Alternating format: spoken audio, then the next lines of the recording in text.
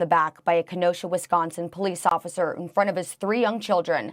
The Milwaukee Bucks boycotted their Game 5 playoff matchup against the Orlando Magic on Wednesday.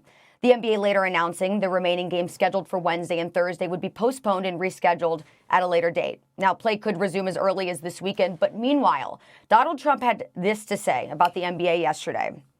They've become like a political organization, and that's not a good thing. I don't think that's a good thing for sports or for the country. Stephen A., feel free to respond to Trump's comments, but I also want to ask you how effective you believe that player protests are going to be in the call for social justice. I think it's going to be effective because I think they have the help of the NBA, and the NBA led by a great commissioner and a slew of owners that have cash, that have cachet, that have impact, are more than willing to help them. So it truly is a partnership in certain respects. In terms of what the president has had to say, he's going to have his opinion. People are going to disagree with him, but I would strongly, strongly advise everybody to pay attention to what he said. He said it's like a political organization. That's somewhat of a code, to his base and to potential swing voters or independents out there who are undecided for some reason. This is what is going on. So when you hear them speak, really, really listen to what they have to say. Assume it's coming for the left. Assume it's their ideology, et cetera, because somehow, some way, the president thinks that that is going to help him. I think that's what I peeled from it. As it pertains to LeBron James specifically, Max Kellerman, I wanted you to hear this. I was going to bring this up earlier. It's necessary to bring up now. We all know that LeBron James has been absolutely sensational with his I Promise school, his foundation, the kind of charitable and philanthropic things that he's done is absolutely sensational. There is no question about that. He has been a role model. He has been a sensational individual. He's the greatest player in the world as far as I'm concerned, and a lot of things. But to call him a leader at this particular moment in time, that would not apply. When you talk to people inside the bubble, let me tell you what I heard, Max Kellerman. I heard, first of all, he was speaking out of pocket and was talking to the players in a fashion that really turned some of these young cats off. This is a new day. It's a new generation. And as we have said, in previous shows, when cats were out in the street protesting and things of that nature, just talking about the younger generation, they're not having it anymore. Well, guess what? The younger generation of players were not having what they were hearing from LeBron James because the fashion in which he spoke to them. So when he stormed out of there, I was told it was in part because of that. And he sort of came off like, I got mine, I don't need this, and walked out. Now, we later learned that the Lakers and the Clippers were the 2 teams that did not want to participate while the other 28 teams were willing to go forward. So fast forward from Wednesday, Max, to Thursday, meaning yesterday, they have a meeting. It's at least 2 players from each team that's in the playoffs. All right. In the case of the Lakers, I was told there were 4 guys. OK, there was an owner on the call from each team that was there, each team that's in the playoffs. And owner, of course, Michael Jordan was on the call, even though his team wasn't there because he's the chairman of the Labor Relations Committee. And Adam Silver led the call. And, of course, Michelle Roberts did most of the talking from what I was told. Well, LeBron James, or when everybody thought the meeting was over, LeBron James grabs the mic. And from what I'm told, talks for about 15 minutes. And he's talking about 15 minutes in a fashion that turned everybody off because they had already agreed to what they were going to do moving forward. And he was talking about, quote, the guys beneath me. I have to look out for the guys beneath me.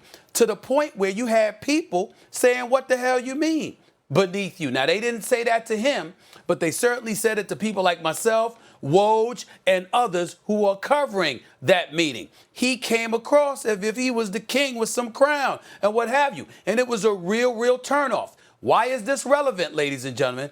It's relevant because you're trying to galvanize folks with your more than a vote movement. This is the same LeBron James that has that excellent show, executive produced by himself and my man Maverick Carter on The Shop on HBO. Remember, you're talking during that show, you want to be an owner. Well, you already alienated owners when you departed from Cleveland to go to South Beach the first time. You obviously were on the verge of alienating owners this time around. And this is a good old boys club. They don't have to let you in as an owner, which is what he ultimately wants. There's a guy by the name, I think his name is Larry Ellison, if I remember correctly, Max. He's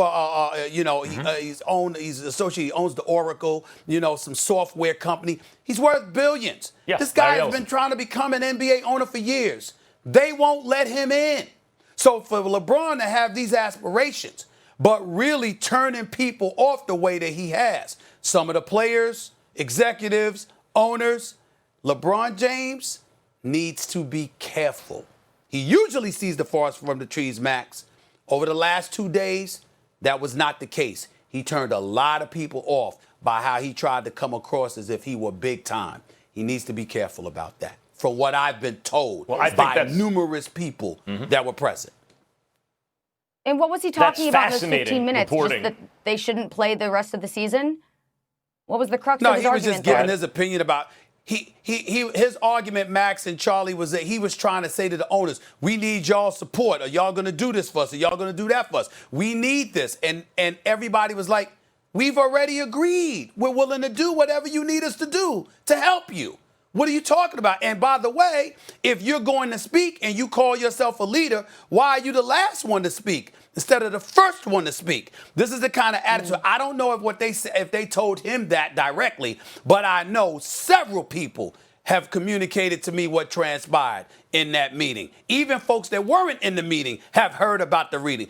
A lot of people are talking about it in Orlando because of how he came across. He did not look good. First of all, as I said, I think that's fascinating reporting. I want to get to it in a second.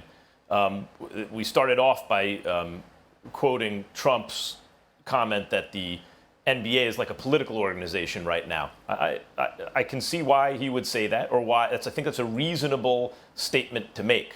I disagree with his conclusion. He thinks that's a bad thing for sports and a bad thing for the country.